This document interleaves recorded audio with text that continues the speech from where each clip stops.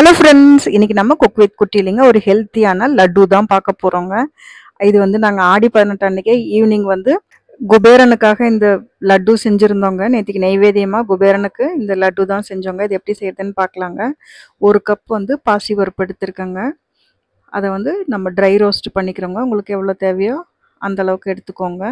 இதை வந்து நல்ல கலர் மாதிரி பொன்னிறம் ஆகணுங்க. நல்ல வாசம் வருங்க நம்ம வறுக்க. இது வந்து கொஞ்சம் லோ ஃப்ளேம்லேயும் கொஞ்சம் வந்து தீய ஹை ஃப்ளேம்லேயும் வச்சு மாறி வச்சு நம்ம வந்து கன்சிஸ்டண்ட்டாக கிளறிக்கிட்டே இருந்தோம்னாங்க அடி பிடிக்காமல் வருங்க. கொஞ்சம் நவுந்தோம்னா கூட பாசிப்பருப்பு டக்குன்னு கரிஞ்சிருங்க.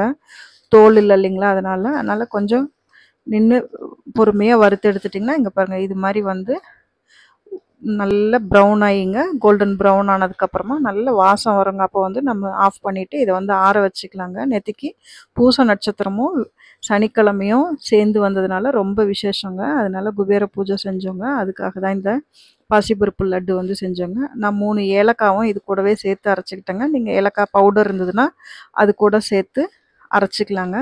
இப்போ பாருங்கள், நல்லா பவுடர் ஆகிடுச்சு. நான் வந்து ஒரு தடவை ஜலிச்சுக்கிறேங்க. உங்கள் மிக்ஸி நல்லா பவுட்ரு பண்ணோம் அப்படின்னா நீங்கள் ஜலிக்காமல் கூட சேர்த்துக்கலாங்க. நீங்கள் இதை வந்து நிறைய அமௌண்ட்டில் செய்கிறீங்கன்னா மிஷினில் கொடுத்து கூட நீங்கள் அரைச்சிட்டு வந்து பவுடராக வச்சுக்கலாங்க. உங்களுக்கு எப்போ தேவைப்படுதோ அப்போ நீங்கள் வந்து இது மாதிரி செஞ்சுக்கலாங்க.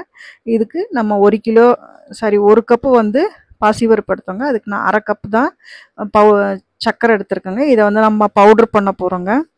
பவுட்ரு பண்ணி சர்க்கரை இது கூட சேர்த்து நம்ம நெய் விட்டு உருண்டை பிடிச்சிக்க போகிறோங்க. இப்போ நம்ம முந்திரி மட்டும் கொஞ்சமாக ரொம்ப பொடியாக கட் பண்ணி அதை ஒரு ஸ்பூன் அளவுக்கு நெய் விட்டுங்க முதல்ல வறுத்து எடுத்துக்கிறோங்க. அதை வறுத்து நம்ம பவுட்ரு பண்ணி வச்சுருக்கோம் இல்லைங்களா பாசிப்பருப்பு, அது கூட சேர்த்துக்கிறோங்க.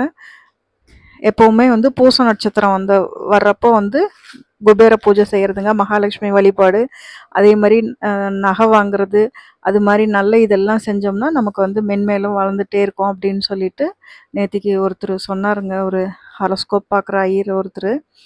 அதனால அதை வந்து நான் உங்கள் கூடயும் ஷேர் பண்ணிக்கிறேங்க. இப்போ நான் பவுட்ரு பண்ண சுகரும் இது கூட சேர்த்துங்க நல்லா கலந்து விட்டுக்க போகிறோம்.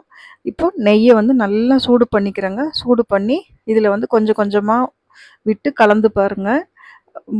நல்லா வந்து இந்த மாதிரி உருண்டை பிடிக்கிற அளவுக்கு வந்துடுச்சுன்னா நெய்யை வந்து நீங்கள் ஆஃப் பண்ணிடுங்க. இதுக்கு வந்து அளவாக கரெக்டாக எவ்வளோ நெய் பிடிக்கும் அப்படின்னு சொல்ல முடியாதுங்க. இப்படி உருண்டை பிடிச்சி பாருங்கள். ரொம்ப சூடாக தான் இருக்கும். எனக்கு இன்னும் பிடிக்க வரலைங்க. அதனால் இன்னும் கொஞ்சம் ஒரு 2 ஸ்பூன் அளவுக்கு மட்டும் நெய் சூடு பண்ணி திரும்ப விட்டுக்கிறேங்க.